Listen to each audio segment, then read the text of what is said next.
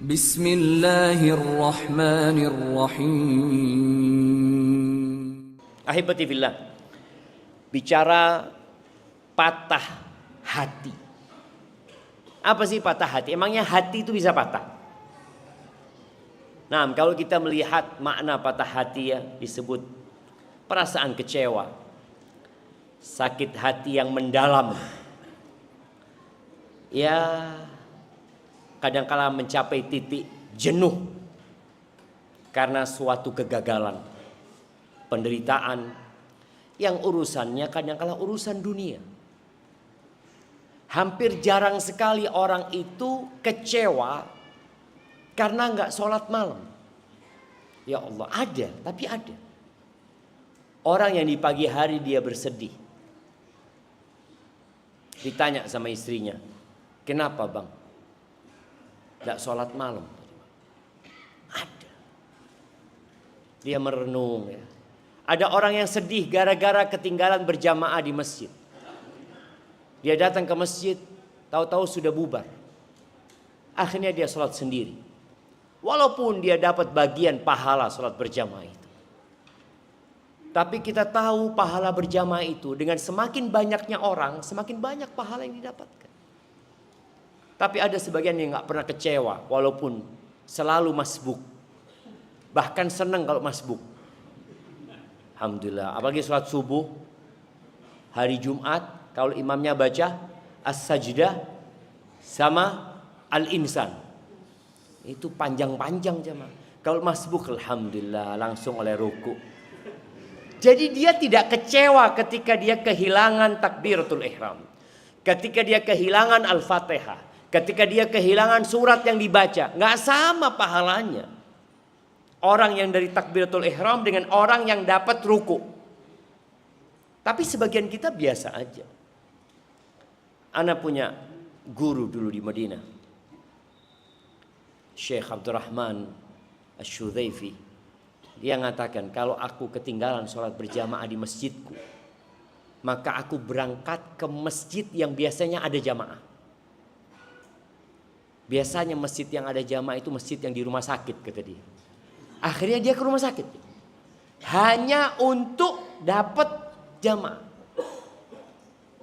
Sebagian kita biasa. Maka kita perlu berbincang tentang patah hati karena urusan dunia yang kadangkala terlalu dibesar-besarkan. Sehingga sebagian orang berpendapat,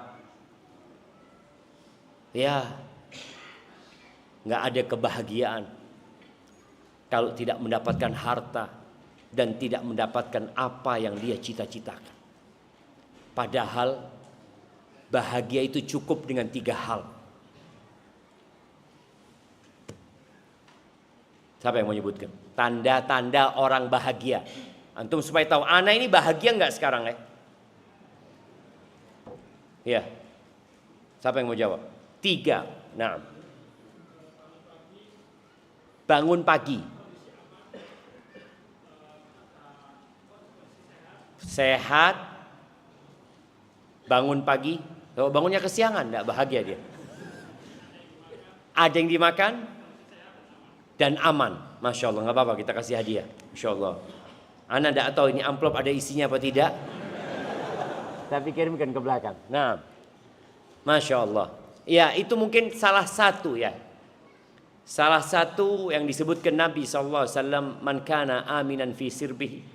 Barang siapa yang merasa aman di tempat tinggalnya, mu'afan fi jasadi, sehat badannya, indahu qutu yaumihi, dia punya yang dia makan hari itu. Yang hari itu. Jadi memang muslim itu kalau punya makanan hari itu alhamdulillah, besok belum tentu anak hidup. Sahih. Faka'annama hizat lahu dunya bihadafiriha. Seakan-akan dunia dan isinya milik dia. Tapi ada 3 tanda orang bahagia jemaah. Di mana tidak ada hubungannya dengan sehat. Nggak ada hubungannya dengan makan. Tidak ada hubungannya dengan harta. Yang pertama, dia bersyukur ketika mendapatkan nikmat. Bersabar ketika mendapatkan musibah. Yang ketiga, beristighfar ketika berbuat dosa. Mau antum jomblo, nggak punya istri, lihat kawannya nikah, ya Allah, fulan nikah, akhirnya semangat dia nikah, ngelamar sana ditolak, ngelamar sana ditolak, akhirnya dia patah hati. Kalau gitu Ustaz, ana nggak akan menikah. Ustaz, loh kenapa? Bahagia itu nggak harus dengan menikah, tapi itu menjadi faktor pendukung kebahagiaan. Apalagi kalau kita menjalankan pernikahan karena Allah Azza wa Jalla. Ahibati fillah, ada 8 perkara dalam hidup ini yang insya Allah kita semua pernah merasakannya. Yang merasa ungkapan para ulama ini salah, angkat tangan nanti. Ana kasih hadiah.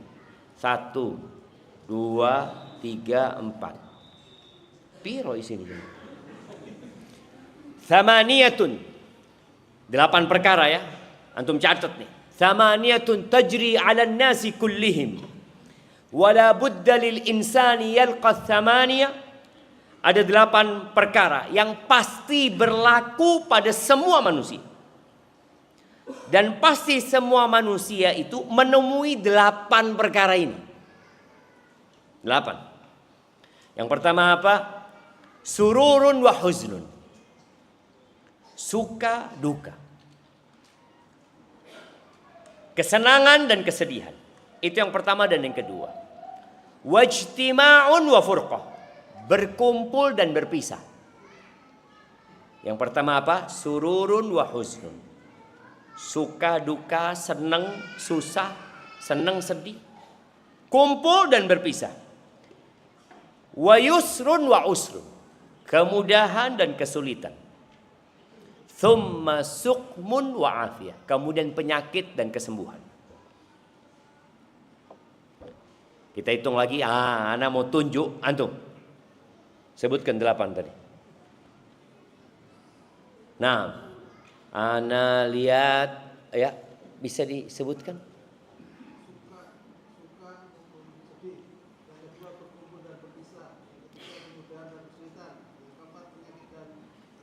Masya Allah, betul, kita kasih hadiahnya. Masya Allah, kirimkan ke beliau. Iya, jadi 8 perkara itu antum ingat-ingat. Sururun wa huznun, suka duka. Tadi senang sama sedih. Kemudian ijtima'un wa furqah, kumpul dan pisah. Yang ketiga, yusrun wa usrun atau usrun wa yusrun, kesulitan dan kemudahan. Kemudian yang keempat, yang ketujuh dan kedelapan, sukmun wa afiyah, penyakit dan kesembuhan. Siapa yang tidak pernah sakit dalam hidup ini? Nah, saya kasih hadiah.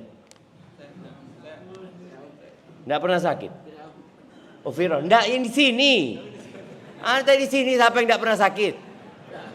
Oh Fir'aun mati wes Fir'aun. Iya, jadi memang ada yang menyebutkan bahwasanya Fir'aun itu congkak karena dia tidak pernah sakit, cuma. Padahal waktu kecil mungkin sakit-sakitan juga dia, cuma dia nggak sadar waktu itu. Semua pernah sakit. Tapi perkumpulan dan perpisahan. Kita berkumpul pada waktu TK. Habis gitu lulus TK, buyar. SD kumpul, buyar. SMP, buyar. SMA, buyar. Kuliah, buyar. Kan tetap ada reuni Ustaz. Iya. Reuni kumpul, mari ngono, bisa. Emangnya habis reuni tidak bisa-bisa? Ya tetap bisa jemaah. Gak ada, itu sebuah keniscayaan. Suami istri, apa tiap hari kumpul? Di rumah terus loh, gak kerja mas. Loh harus pisah. Anak, kita kumpul sama anak kita. Berapa banyak orang yang membesarkan anaknya, akhirnya dia harus mengantarkan itu anak ke TK. Allah, anak TK itu kalau diantarkan jamaah, nangis dia jamaah. Ngelihat ibunya kok tega ibu. Loh, diucul ini jamaah. Sambil nangis-nangis kata guru TK-nya, tidak boleh ditunggu. Ibunya nangis, anaknya nangis, bapaknya tidak nangis kalau bapaknya. Tapi itu kehidupan, perkumpulan dan perpisahan. Kemudian kesulitan dan kemudahan. Semua pernah merasakan kesulitan. Tapi jangan bohong kalau antum tidak pernah merasakan kemudahan. Ada. Dan Allah sudah menetapkan fa inna ma'al usri yusra. Maka tatkala seorang hamba tadi patah hati, dia merasakan ya Allah susah, Ustaz, utang tak lunas-lunas Ustaz. Baru di PHK. Istri minta cerai. Mertua ngamuk-ngamuk. Yakin antum, bentar lagi akan ada yusrun. Fa inna ma'al usri yusra. Kemudian kalau bicara sakit, yang sakit ya. Kalau datang ke dokter, apa kata dokter? 3 hari lagi, kalau belum sembuh, ke sini. Rata-rata balik ke dokter atau sudah sembuh? Rata-rata sembuh, alhamdulillah. Seperti itu. Ada seorang yang datang ke dokter. Datang ke dokter, ditanya sama dokter. Sakit apa mas? Kata yang sakit, loh yang dokter saya apa bapak? Saya ini sakit gak tahu. Loh iya maksudnya dokternya ini. Apa yang dirasakan? Bukan dokternya tanya penyakitnya bapak apa, gak tahu saya kata dia. Dan akhirnya dokter membuat analisa, dikasih obat dan sembuh. Kalaupun gak sembuh, ada orang yang penyakitnya terus dibawa mati. Tapi kemudian penyakit itu akan pergi. Dan ini adalah hakikat kehidupan. Allah subhanahu wa ta'ala di surat Al-Balad ayat 4. Allah mengatakan laqad khalaqnal insana fi kabad. Kami benar-benar telah menciptakan manusia dalam kabad. Kabad itu artinya kesusahan, kepayahan. Sampai disebutkan bagaimana manusia itu akan terus menghadapi masalah dan masalah. Dia akan naik tingkat terus, masalah gak akan berhenti. Tadi ketika belum nikah kepingin nikah. Apakah setelah menikah urusannya selesai? Mana yang baru nikah 1 bulan? Angkat tangan. 1 bulan. 2 bulan. Oke 2 bulan. Insya Allah. Kasih hadiahnya dulu. Kasihkan hadiahnya. Ana minta maaf gak hadir waktu antum nikah. Paling gak. Tapi pertanyaannya, sudah mulai susah apa masih seneng? Oh masih seneng ya, bentar lagi susahnya. Loh, ini sebuah keniscayaan jamaah. Nggak bisa seneng terus gitu, sudah ada. Karena Allah sudah membuat keputusan, laqad khalaqnal insana fi kabad. Susah. Tapi sabar antum. Badai pasti berlalu. Lalang. Iya. Berlalu lalang badai itu jamaah, datang pergi. Seperti itu badai. Dia pergi, nanti datang lagi. Dia pergi dan antum harus sabar. Dan ketahuilah bahwasanya banyak permasalahan rumah tangga yang tidak bisa diselesaikan. Tapi hanya perlu kesabaran. Antum kalau ngelihat ya bapak-bapak yang nikah sudah 30 tahun, 40 tahun. Ya apa pak? Ya wis ngono Ustaz. Istrinya tetap mengulangi kesalahan 30 tahun yang lalu. Ya wis, bismillah sudah Ustaz, nunggu mati. Kadang-kadang seperti itu. Memang seperti itu jemaah hidup ini. Allah Azza wa Jalla mengatakan wa ashiruhunna bil ma'ruf. Pergaulilah istri-istri kalian dengan cara yang patut. Fa in karihtumuhunna, kalau kalian benci, tadi patah hati, dia kecewa dengan beberapa sikap istrinya. Apakah lalu ceraikan istrinya? Enggak kata Allah. Fa asa an takrahu syai'an wa yaj'alallahu fihi khairan katsir. Boleh jadi yang kalian benci, di situ Allah menjadikan banyak kebaikan. Jadi ada perkara-perkara yang nggak bisa diperbaiki. Memang dia bengkok seperti itu. Apa yang harus dilakukan? Sabar. Ahibati billah, bicara patah hati manusia, ya hampir semuanya pernah merasakan hal itu. Tapi kadarnya berbeda-beda. Karena itu sudah menjadi tabiat manusia, dia sedih, dia menangis. Rasulullah sallallahu alaihi wasallam pernah bersedih ketika ditinggal mati pamannya, ditinggal mati oleh Khadijah radhiyallahu taala anha. Sampai para sejarawan ketika menyebut tahun 10 kenabian itu dikenal dengan Amul Huzni. Tahun kesedihan. Tahun berduka cita. Nabi SAW akhirnya sering berdiam diri. Beliau keluar berdakwah. Biasanya pulang itu ada istrinya. Nggak ada lagi yang menghibur beliau. Keluar, beliau dilemparin batu, dicekik. Sebelumnya waktu pamannya hidup, nggak pernah itu terjadi. Akhirnya beliau berangkat ke Taif, dilemparin batu, sedih. Siapa? Hati beliau, dada beliau menjadi sesak. Sampai Allah mengatakan, walaqad na'lamu annaka yadhiqu sadruka bima yaqulun. Kami benar-benar tahu dadamu menjadi sesak gara-gara omongan orang-orang itu. Dia. Itu hal yang lumrah. Tapi seorang muslim nggak boleh tenggelam dalam kesedihannya, dalam patah hatinya. Kadangkala ya calonnya dia ternyata nikah sama orang lain. Kemudian dia nggak mau nikah. Saya nggak mau nikah, Ustaz. Saya tunggu jandanya dia. Loh, dosa untuk menunggu jandanya dia. Mendoakan cerai dia. Enggak. Rasul SAW sedih ketika ditinggal mati putranya Ibrahim. Beliau sampai menangis. Ya. Ibrahim meninggal itu di tangan Nabi, di pangkuan Rasulullah Sallallahu Alaihi Wasallam. Beliau meneteskan air mata. Sampai Abdurrahman heran, ya Rasulullah, ya Rasulullah, engkau juga menangis ya Rasulullah. Kata Nabi SAW, ya ibn Auf, innaha rahmah. Itu kasih sayang. Lalu Nabi menjelaskan alaihi salatu wassalam, innal aina la tadma. Mata meneteskan air. Wa innal qalba la yahzan. Hati bersedih. Jadi memang tetesan air mata itu bermula dari kesedihan yang ada di hati. Keluar jemaah. Dan subhanallah, memang ya disebutkan oleh para ahli medis yang menyebutkan bahwasanya jantung itu ada hubungannya dengan tetesan air mata. Maka orang tua kalau ngelihat anaknya menangis, jangan disuruh diem. Biarkan dia menangis. Karena itu termasuk melegakan dadanya dia. Kau jangan nangis. Akhirnya dia tersengguk-sengguk menahan emosi dia. Ada orang tua yang ngomong, ayo nangis terus. Akhirnya diem jemaah. Nangis terus. Ya kita lihat anak-anak ini macam-macam jemaah.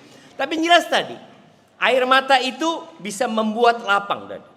Maka Nabi SAW mengatakan air mata meneteskan air, hati bersedih. Wala naqulu illa ma yarda rabbuna.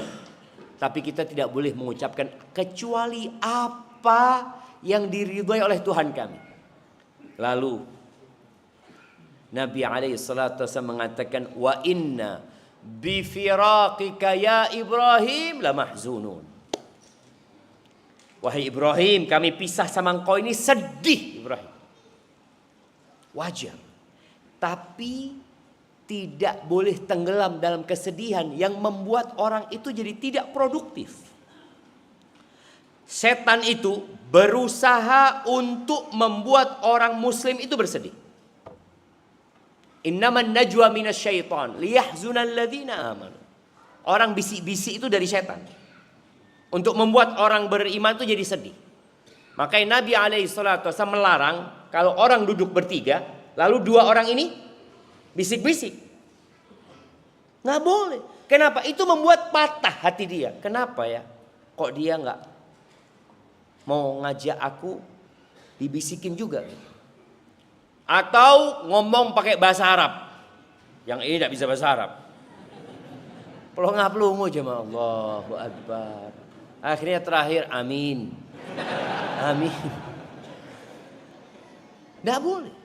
Itu termasuk dari setan. Karena memang seorang muslim kalau tenggelam dalam kesedihannya, akhirnya jadi tidak produktif. Antum lihatlah seorang yang di PHK. Kemudian dia sedih. Duduk di depan rumahnya. ngitung sepeda motor. 1, 2. Lama-kelamaan bisa gila dia. Antum ingat ceritanya Majnun Laila?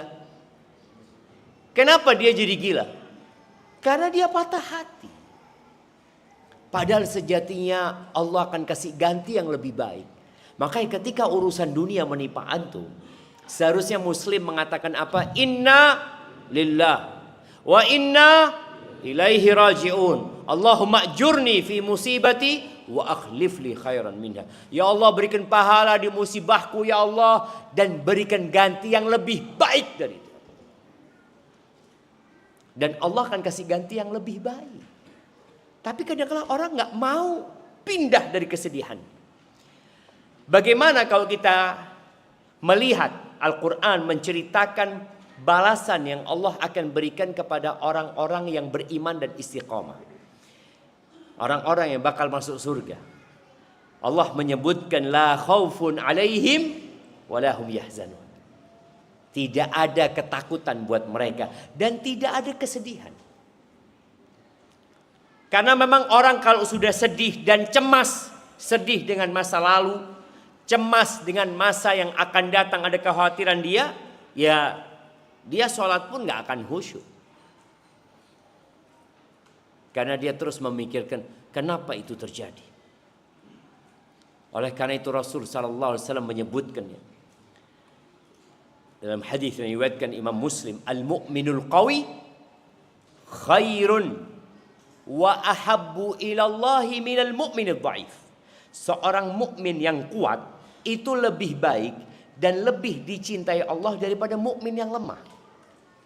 Ini bicara kekuatan iman, kekuatan tekad sebelum kekuatan fisik, sebelum kekuatan harta, ekonomi. Yang pertama adalah kekuatan iman. Karena kalau kuat fisiknya tapi imannya lemah, mungkin dia akan gunakan fisiknya untuk menzalimin orang lain. Kalau kuat ekonominya, lemah imannya, boleh jadi dia juga akan menggunakan nikmat tersebut untuk berbuat dosa dan kemaksiatan. Jadi kekuatan yang paling utama adalah kekuatan iman. Lalu kata Nabi SAW, wa fi kullin khair. Dan di setiap orang beriman ada kebaikan. Orang mukmin pokoknya mukmin, insya Allah ada kebaikan. Ihris ala ma yanfa'uka wasta'in billah wa la ta'jaz. Kata Nabi SAW, engkau bersemangatlah untuk meraih apa saja yang bermanfaat buat diri. Kalau harta bermanfaat, harta itu bermanfaat enggak, jemaah? Semangatlah cari harta. Tapi buat akhirat baru bermanfaat.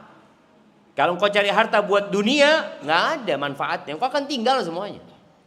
Ambisinya harus akhirat. Baik, menikah bermanfaat apa tidak? Oh, bermanfaat, Ustaz. Menjaga pandangan mata, menjaga kemaluan, bismillah. Menikah. Jangan meninggalkan pernikahan karena mau fokus ibadah. Pernikahan itu bermanfaat. Kemudian bekerja bermanfaat. Oh, bermanfaat, Ustaz. Olahraga bermanfaat, bermanfaat. Apa saja yang bermanfaat kerjakan, kata Nabi SAW. Lalu kata beliau, wala wasta'in billah, minta tolonglah kepada Allah. Jadi dalam semua kegiatan kita, ketika kita mau kerja, kita mau nikah, kita mau usaha, kita kepingin punya anak, tolong minta tolong sama Allah Subhanahu wa taala. Selalu kita memohon pertolongan Allah Subhanahu wa taala. Karena tanpa bantuan Allah nggak akan selesai urusan itu. Wala ta'jaz. Mukmin itu nggak boleh jadi orang yang lemah. Lemah, kadang-kala kalau disuruh-suruh, aduh nggak bisa saya. Mau ini nggak bisa. Anak ingat dengan teman di Surabaya sini. Dia punya usaha di aplikasi accounting ya kalau nggak salah. Dia kadang-kadang nyuruh anak buahnya, engkau kerjakan ini dan ini, dikasih arahan untuk mengerjakan itu. Lalu anak buah ini mengatakan, tidak bisa saya, kamu dipecat hari ini. Dan mukmin nggak boleh ngomong nggak bisa. Ngomong bismillah, saya usahakan. Insya Allah saya lanjutkan. Saya akan usaha, kalau mentok baru mengatakan saya sudah usaha tapi gagal. Jangan mengatakan tidak bisa. Anak-anak kecil kita, kadangkala dia umpamanya suruh buka, dia biasa beli makanan apa? Yang kayak ciki-ciki itu jemaah. Dia minta tolong sama kita. Bukain. Jangan dibukain. Coba buka. Nggak bisa. Coba.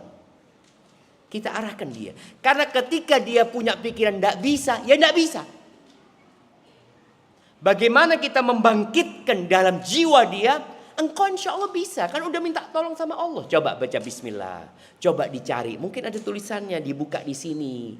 Itu tugas orang tua. Bagaimana membesarkan anak-anak untuk tidak patah hati di masa yang akan datang. Kalaupun ada masalah dia tetap bertahan. Bisa kau nak.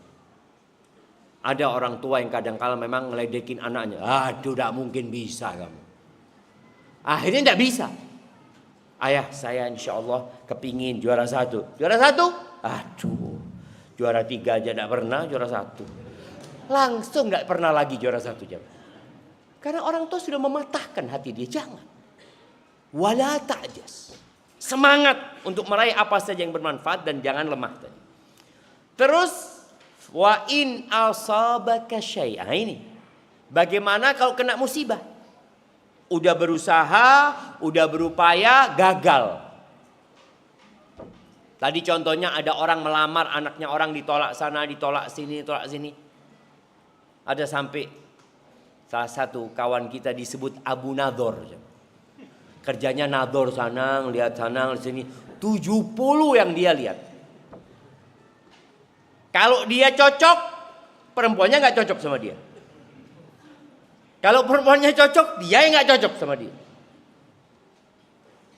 Tapi subhanallah, akhirnya dia menikah. Dia nggak putus asa. Coba dia putus asa, aduh kayaknya sudah nggak ada jodohnya. Jangan mengatakan seperti itu. Sudah berusaha sesuai dengan perintah Allah, arahan Allah, lakukan. Wa in asabaka syai'. Kalau engkau terkena musibah, fala taqul law anni fa'altu karena kada wa kada. Kalau kena musibah jangan mengatakan andai kata aku melakukan ini pasti hasilnya ini dan itu. Jangan. Walakin qul qadarullah wa ma syaa fa'al. Katakan itu sudah takdir Allah. Dan Allah berbuat apa yang Allah kehendaki. Fa inna law taftah amal syaitan. Kata andai kata ini membuka amalnya syaitan. Tadi membuat orang ini sedih, membuat orang ini depresi, membuat orang ini stres, bahkan bisa gila. Ada satu kejadian. Bapak ini punya sarang burung walet ya. Biasanya ada kolam di depan sarang burung walet itu jamaah supaya burungnya datang. Suatu hari dia pulang, dia melihat anaknya ngambang. Putranya dia ngambang di kolam itu jamaah. Dia gendong itu anak ya. Dia kasih bantuan. Ya Allah terus mulai dia mengatakan. Andai kata aku gak punya sarang burung ini. Andai kata aku gak punya kolam ini. Andai terus sampai akhirnya dia gila. Dan memang tadi ucapan lau itu. Kata Nabi SAW. Membuka perbuatan setan. Untuk membuat hamba itu hidup dalam kesedihan. Patah hatinya sudah. Loh ya Allah, matahari masih terbit dari barat. Allah masih memberikan rizki. Dan bukan hanya engkau yang kena musibah. Banyak orang yang musibahnya lebih parah dari dirinya. Ada cerita seorang ayah. Dia punya anak 7.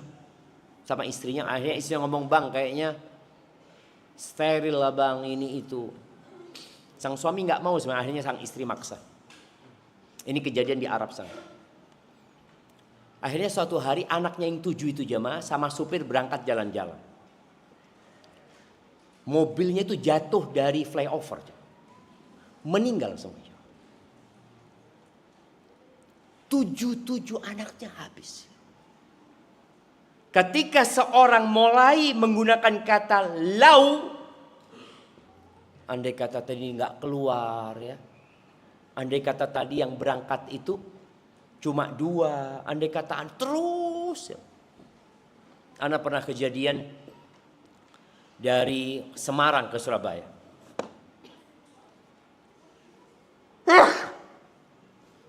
Alhamdulillah. Yahdikumullah yuslih balakum. Naik ATR jam. Naik wing waktu itu. Di tengah jalan keluar asap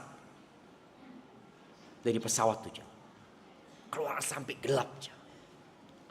Pramugarinya tegang waktu itu dan diumumkan kita akan balik. Pesawatnya itu jam. Ana waktu itu bersama 5 anak ana dan sama istri ana. Ana ngomong, ya Allah, alhamdulillah ya Allah, anak ana ada 1 yang nggak ikut. Ana kalau memang harus meninggal, paling nggak ada bin Syafiq 1 yang akan mendoakan orang tuanya. Dia mau ngomong apa gitu. Tapi ternyata pesawatnya bisa landing. Artinya tadi, kita akan menghadapi masalah-masalah yang membuat kita patah hati. Tapi tatkala kita yakin bahwasanya itulah hakikat kehidupan, kita akan tenang. Di surat Al-An'am ayat 82, Allah menyebutkan tentang hubungan antara rasa aman dengan keimanan. Allah mengatakan alladzina amanu wa lam yalbisu imanahum bidzulmin ulaika lahumul amn wa hum muhtadun. Orang-orang yang beriman dan tidak mencampur keimanannya dengan kezaliman. Puncak kezaliman itu kesyirikan. Maka orang yang berbuat syirik itu hidupnya tidak akan tenang. Walaupun berlimpah ruah hartanya. Kemudian di bawah kezaliman ya dosa-dosa besar, ya dosa-dosa yang lainnya. Sesuai dengan kesempurnaan iman kita, maka seperti itu pula keamanan yang akan kita rasakan. Jadi kalau orang itu imannya kuat, maka rasa amannya akan Allah sempurnakan buat dia.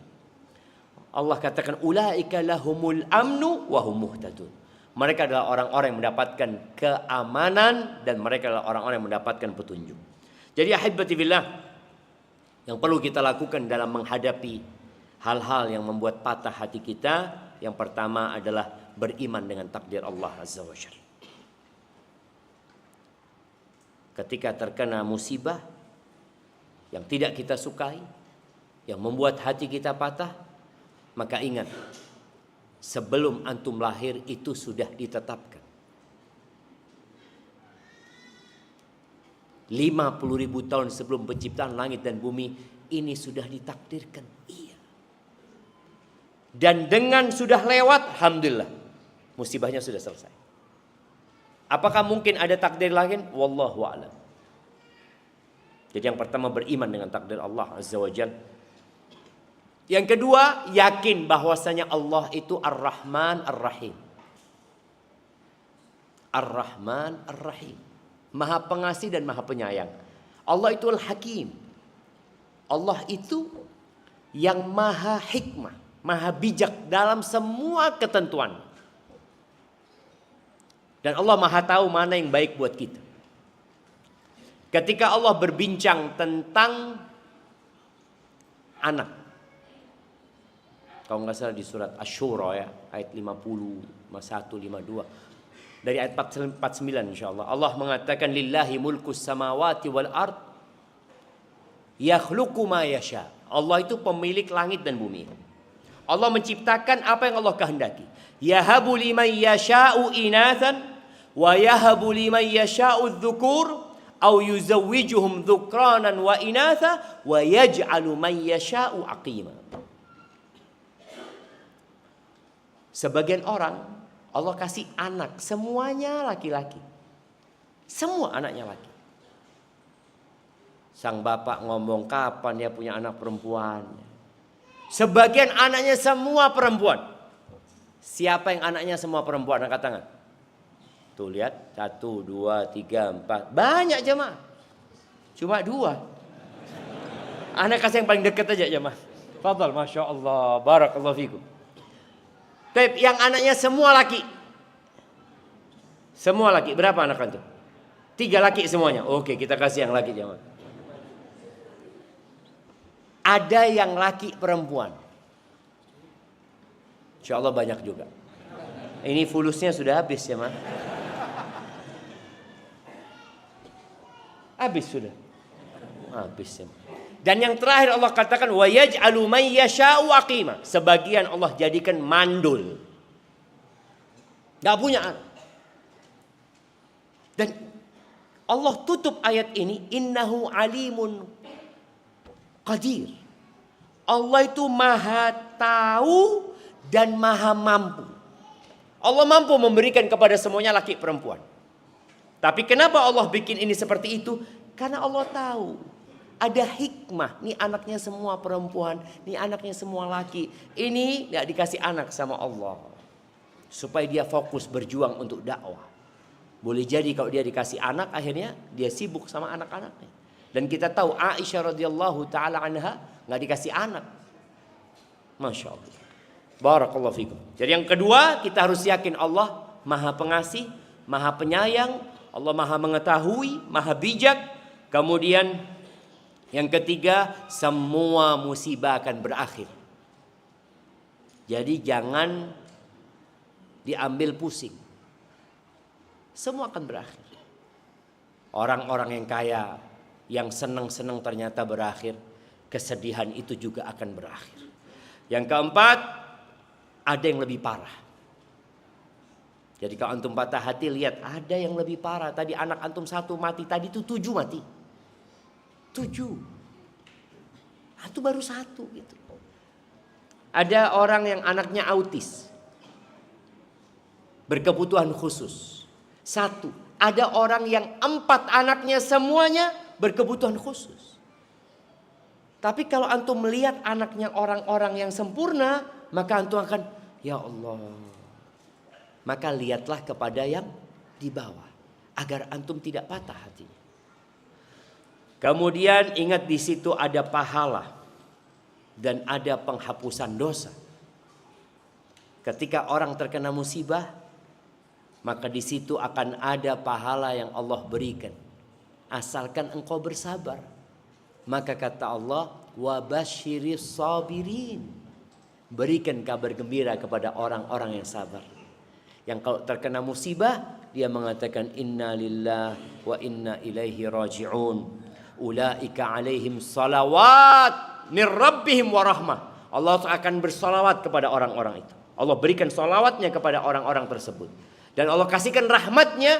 Dan mereka adalah orang-orang yang mendapatkan petunjuk. Kemudian perbanyaklah zikir.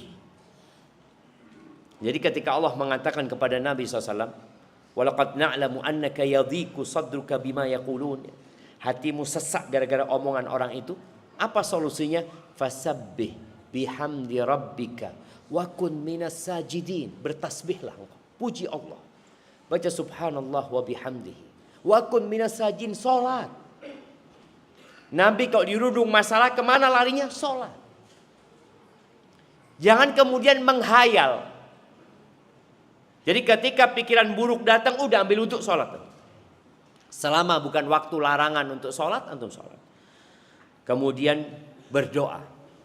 Meminta perlindungan dari patah hati. Karena kalau patah hati, kita akan patah hati. Tapi bagaimana tatkala patah hati kita, kita bisa bangkit. Untuk melanjutkan perjuangan. Di antara doa yang Nabi ajarkan, yang disebutkan oleh Imam Bukhari, karena an-nabiyyu sallallahu alaihi wasallam, Nabi itu biasa berdoa mengatakan Allahumma inni a'udzubika minal hammi wal hazan. Ya Allah, aku berlindung kepadamu dari kecemasan dan kesedihan. Cemas itu, galau itu biasanya untuk yang akan datang. Dan kesedihan untuk yang masa lalu. Wal ajzi wal kasal. Dan aku minta perlindungan dari malas, dari ketidakmampuan dan ketidakmauan. Ada orang mampu tapi nggak mau, ada orang mau tapi nggak mampu. Kita berlindung dari dua-duanya. Datang lagi jamaah. Ternyata ada keran di belakangnya. Wal jubni wal bukhl. Berlindung dari sifat pengecut. Orang kalau pengecut itu jamaah, hatinya sesak. Orang penakut itu biasanya, Masya Allah, tambah lagi. Ada suara tokek, gemeter, ya Allah. Itu dia sulit untuk akan berbahagia. Maka berlindung kepada Allah dari sifat pengecut dan dari bakhil. Orang bakhil itu sempit dadanya. Tapi orang kalau suka bersedekah tambah lapang dadanya. Kemudian wadhala'id dain wa ghalabatir rijal. Aku berlindung dari terhimpit hutang atau terlilit hutang dan dari dikalahkan oleh debt collector itu. Nah, orang-orang yang nagih hutang itu, jangan sampai aku dikalahkan sama laki-laki. Iya. Karena ada orang yang akhirnya maksa gara-gara kita terhimpit hutang. Sebagian orang harus hidup di penjara. Na'udzubillah min dzalik. Baik, itu doanya yang pertama. Doa yang kedua, doa ini subhanallah, ketika Nabi mengajarkan doa ini kepada para sahabatnya, sahabat mengatakan, "Ya Rasulullah, alaika salatu wassalam ya Rasulullah. Yanbaghi lana an nata'allam hadhil kalimat." Apakah kita harus mempelajari, menghafal doa-doa ini? Ajal. Kata Nabi, iya. Yanbaghi liman sami'ahunna. Sepantasnya bagi orang yang dengar doa ini, ayyata'allamahun. Hendaklah mereka mempelajarinya. Ya, dengan menghafal atau dengan membaca. Apa doanya? Coba, anak akan baca dengan doa ini. Nabi mengatakan, ma qala abdun qat. Tidak ada satupun hamba yang mengucapkan ucapan ini, idza asabahu hammun aw hazn. Kalau dia tertimpa oleh kecemasan dan kesedihan itu, untuk berkata, Allahumma inni abduka, ibnu abdika, ibnu amatik. Ya Allah, aku ini hambamu. Bapakku juga hambamu. Ibuku juga hambamu ya Allah. Nasiyati biyadik. Ubun-ubunku ini ada di tanganmu. Madin fiyya hukmuk. Keputusanmu itulah yang berlaku atas diriku. Adlun fiyya qada'uk. Semua ketentuanmu adil ya Allah. As'aluka bikulli ismin huwalak. Aku berdoa memohon kepadamu dengan semua nama yang engkau miliki. Samaita bihi nafsak, yang engkau namakan dirimu dengan nama tersebut. Au anzaltahu fi kitabika, atau nama itu engkau turunkan dalam kitabmu. Au 'allamtahu ahadan min khalqika, atau engkau ajarkan nama itu kepada salah satu dari hambamu. Au ista'tharta bihi fi ilmil ghaibi 'indak, atau nama itu engkau simpan untuk dirimu sendiri ya Allah dalam ilmu ghaibmu. Antaj'alal Qur'ana rabi'a qalbi. Aku minta ya Allah, jadikan Quran itu sebagai musim semi untuk hatiku. Rabi'a qalbi wa nura sadri, dan cahaya untuk dadaku. Kita tahu di dalam dada itu ada jantung. Yang diminta ini bagaimana seperti musim semi untuk jantungnya dan cahaya untuk dadanya. Wajilaa huzni wa dhahaba hammi, dan sebagai pengusir dari kesedihanku dan penghilang untuk kegundahanku. Siapa yang baca doa ini, niscaya Allah akan hilangkan kesedihannya, kegundahannya, dan akan diganti dengan kesenangan dan kesukaan. Maka tolong dihafal. Nanti anak kirim ke panitia supaya dikirimkan kepada antum semuanya. Tapi jamaah, itu yang dapat anak sampaikan. Ini sudah banyak pertanyaan yang masuk kemari. Bismillah.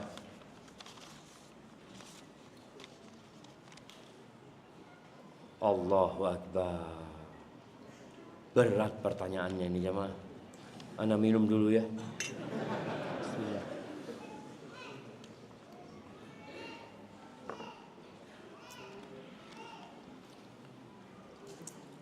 Alhamdulillah. Afwan Ustaz. Jika ada suami berpoligami, berat enggak? Berat kan? Tanpa sepengetahuan istri. Setelah istri mengetahui, istri minta berpisah. Bagaimana hukumnya dalam Islam seperti ungkapan menolong janda dan menjandakan istrinya? Jazakallahu khairan. Barakallahu fikum ya Ustaz. Nah, jamaah. Iya, bicara poligami. Memang poligami ini menjadi sesuatu yang di masa sekarang nggak familiar. Dianggap poligami itu perselingkuhan. Poligami itu adalah ketidaksetiaan. Bahkan kalau ada yang menjadi istri kedua, masyarakat akan mencemooh dan membulinya karena dianggap sebagai pelakor. Emangnya nggak ada laki-laki? Kok harus nikah sama laki-lakinya orang? Yang jadi masalah laki-lakinya orang ini punya jatah 4. Oh, seneng bapak-bapak. Ya betul, betul Ustaz. Iya. Maka kalau bicara poligami, poligami ini syariat yang banyak dizolimi. Dulu jemaah, sebelum kemerdekaan, antum kau lihat. Orang itu ada yang anak-anak ini beda ibu, ya ibunya lain ini. Dan biasa pada masa itu. Dan anak pernah tanya sama satu orang tua di Surabaya ini. Anak tanya, dia umurnya hampir 80. Ami, gimana sih dulu kalau orang-orang poligami? Kok dulu biasa gitu? Kok sekarang jadi nggak biasa? Terus dia ngomong, dulu Syafiq kata dia, kalau ada anak yang suaminya poligami, ibu anak itu akan datang ke rumahnya si anak, mengatakan, "Nak, engkau jangan tanya apa-apa kepada suamimu, engkau jangan dengarkan omongannya orang, engkau tetap layani suamimu." Itu seperti itu.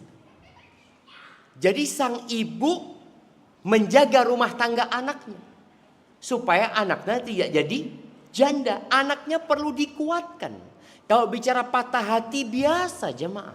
Siapa yang tidak cemburu suaminya poligami? Aisyah pun tetap cemburu. Piring pun pecah di rumah Aisyah. Tapi Aisyah tidak menolak itu poligami. Dan Nabi SAW memahami kondisi perempuan ketika dia marah. Ketika dia kadang-kala ngangkat suara. Kadang-kala istri Nabi SAW nggak ngajak ngomong Nabi SAW. Karena memang hatinya sedang sedih. Maka dikuatkan. Sekarang kalau ada suami yang poligami, maka mertua akan datang kepada anaknya. Nah, kau masih cantik dan muda, gugat cerai. Loh iya, disuruh pegatan jemaah. Disuruh cerai. Dia lupa bahwasanya suami ini kalau poligaminya sehat jemaah ya. Karena ada yang poligaminya nggak benar juga. Tapi kalau poligaminya sehat, artinya seorang laki-laki memiliki kemampuan. Bukan hanya secara finansial. Kalau kemampuan secara finansial banyak. Sekarang ini ada kemampuan yang sangat dibutuhkan. Adalah kemampuan memanage konflik dalam rumah tangga itu. Memahami tabiat dan karakter istri. Karena ada laki-laki yang tidak memahami. Dia datang ke ana, dia ngomong, "Ustaz, ana ketahuan nikah lagi Ustaz. Istri ana minta cerai Ustaz." "Ya apa Ustaz ya?" "Apa ana ceraikan aja Ustaz?" "Loh, ana ngomong." Dia itu minta cerai, sejatinya dia sedang minta perhatian lebih kepadamu. Dan ada banyak setan-setan di luar yang membuat hatinya semakin patah. Datang kepada dia, "Loh, saya kalau jadi kamu, enggak mau saya." Waduh. Ini ngompori untuk berpisah jemaah. Apa senangnya? Walaupun engkau banyak duitnya. Kalau suamimu nikah lagi. Aku alhamdulillah suamiku tidak nikah lagi. Walaupun miskin. Jadi dikompori bagaimana dia berontak kepada suami. Maka tugas seorang istri, anak yang pertama tadi suami harus bisa memanage konflik ya. Dia kalau bicara tadi istrinya mungkin marah, istrinya gugat cerai ya, kondisinya kadang-kala mertua juga minta supaya menantunya ini menceraikan istri keduanya dan macam-macam ya yang membuat hidupnya menderita. Engkau harus siap dengan penderitaan itu. Karena engkau sedang mengundang badai.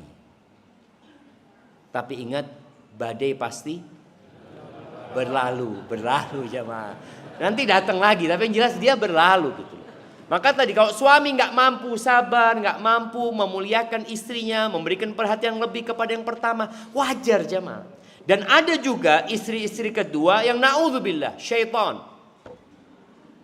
Ada. Dikomporin bagaimana suaminya cerai sama yang pertama. Ada. Dan kita tahu keinginan setan apa? Memisahkan orang ini. Loh, anti ini numpang. Itu suami naik sampan ya sama istrinya, lalu diikat sampannya, anti ikut.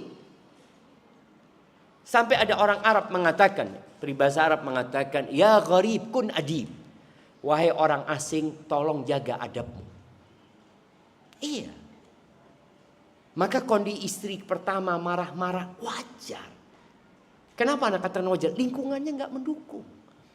Kok di masa Rasul SAW atau masa sebelum kemerdekaan, loh ini istrinya 2, ini istrinya 3, ini istrinya 4. Jadi ketika ada nikah lagi, loh lawang saya ini Ustaz adalah anak dari istri keempat.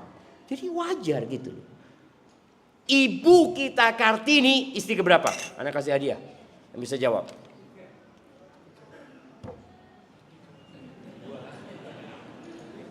Coba lihat searching Anda. Google. Yang Anda tahu istri keempat jemaah. Iya. Coba dilihat. Takut salah ini live ini. Nah, sampai. Hah? Coba lihat, udah lihat. Lu lihat, pastikan dulu.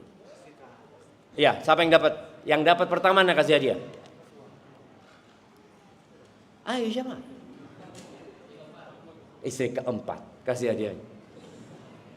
Istri keempat. Itu pahlawan nasional, istri keempat.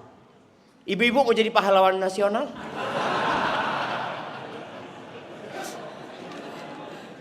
Iya, maksudnya Ana, pada masa itu tidak ada masalah sama sekali.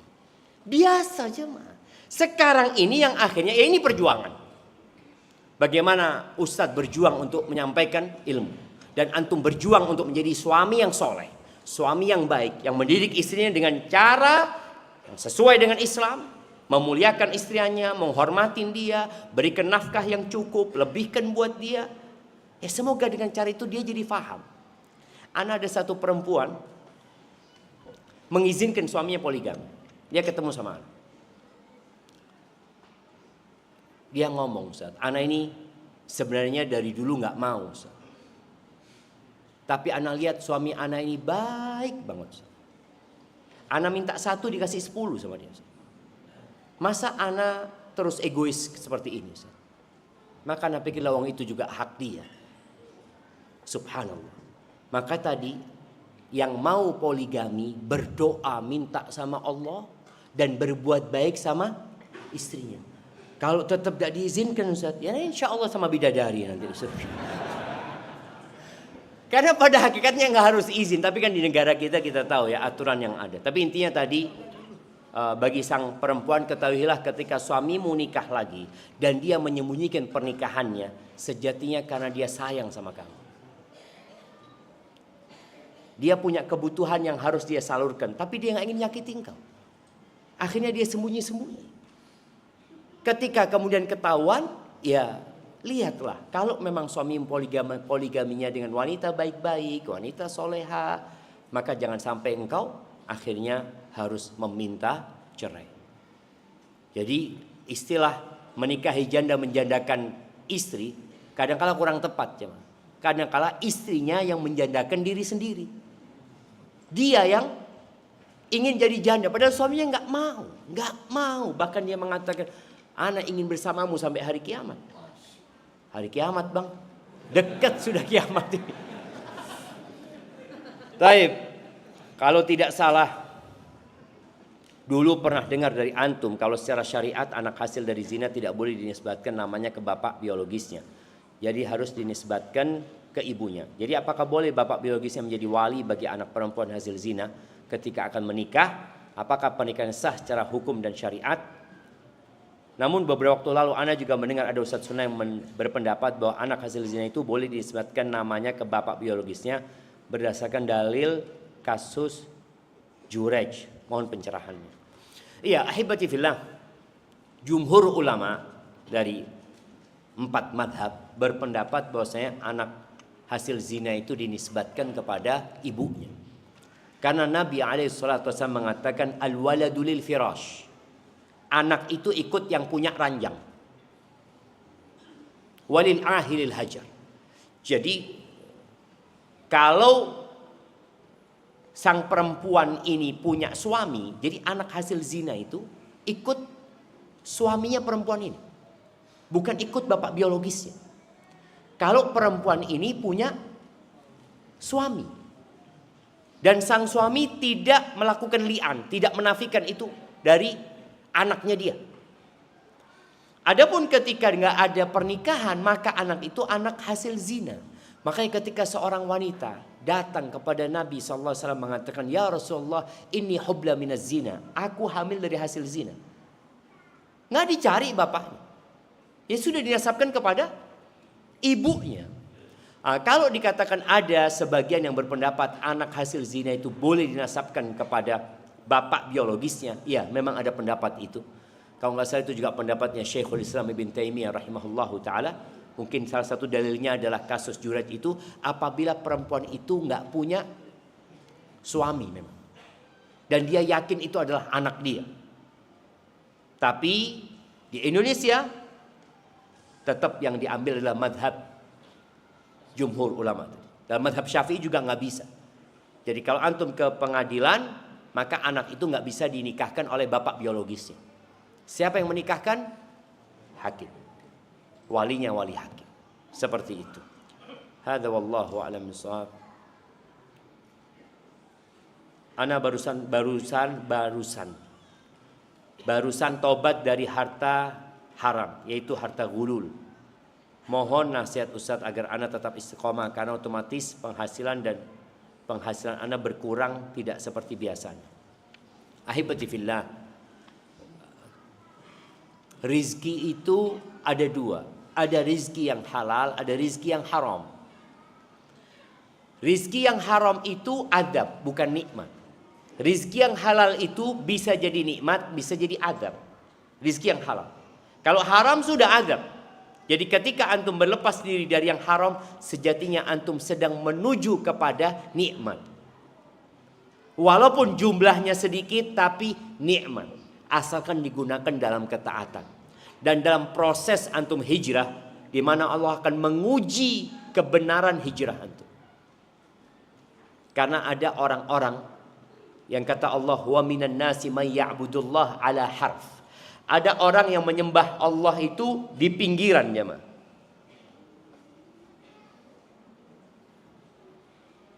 Nah, antum lihat, fa in asabahu khairun itma'anna bih. Kalau dia dapat harta, dapat kenikmatan, panennya sukses, dia mengatakan, oh berarti hijrah anak ini benar. Berarti agama ini benar. Buktinya apa? Hartaku semakin banyak. Wa in asabathu fitnah. Kalau terjadi kekacauan, ya hartanya semakin habis, dia dikucilkan di masyarakat, maka dia kembali kepada yang dahulu. Karena dia menyembah di sini, dia pikir harta itu sebagai standar orang itu benar. Enggak. Jadi antum lihat, kalau antum nanti akan mendapatkan ujian, insya Allah dibersihkan dan minta kepada Allah yang halal. Dan dalam proses itu cari kawan-kawan yang baik. Apalagi kawan-kawan yang punya pengalaman juga seperti antum. Semoga dengan itu antum akan lebih kuat lagi menghadapi urusan ekonomi.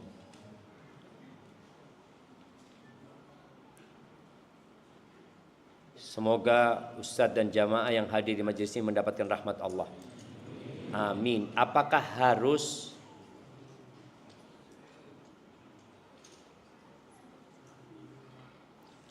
kok nggak bisa nak baca ini jamaah? Apakah harus? Aduh, siapa yang mau baca ini? Coba.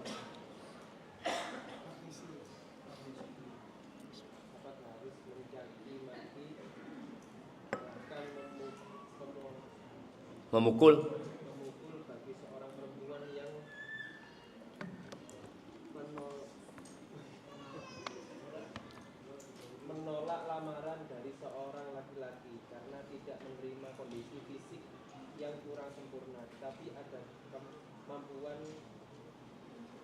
untuk membahagiakan seorang perempuan?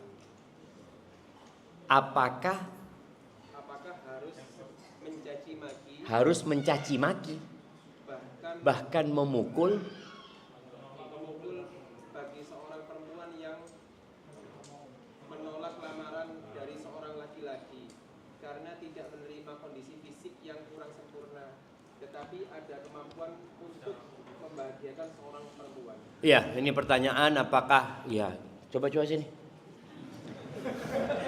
Ya, apakah harus mencaci maki bahkan memukul bagi seorang perempuan yang menolak lamaran dari seorang laki-laki karena tidak menerima kondisi fisik yang kurang sempurna? Ahibati fillah, yang pertama, perempuan itu punya hak menolak. Jadi ketika antum ditolak, alhamdulillah ada 1000 wanita lain menunggu antum. Jadi mati satu tumbuh 1000. Maka jangan fokus sama perempuan ini. Ya udah, dia menolak antum. Antum mungkin mengatakan, Ustadz, ana ini orang soleh. Ustadz, orang soleh, kalau orang soleh nggak akan marah ketika ditolak. Antum berarti belum soleh gitu loh. Maka tolong terimalah takdir Allah dan carilah perempuan yang lain. Dan boleh jadi Allah kasih ganti yang lebih baik daripada perempuan itu. Barakallahu fiik, itu yang dapat ana sampaikan jamaah. Subhanakallahumma bihamdika asyhadu an la ilaha illa anta astaghfiruka wa atubu ilaik. Wassalamualaikum warahmatullahi wabarakatuh.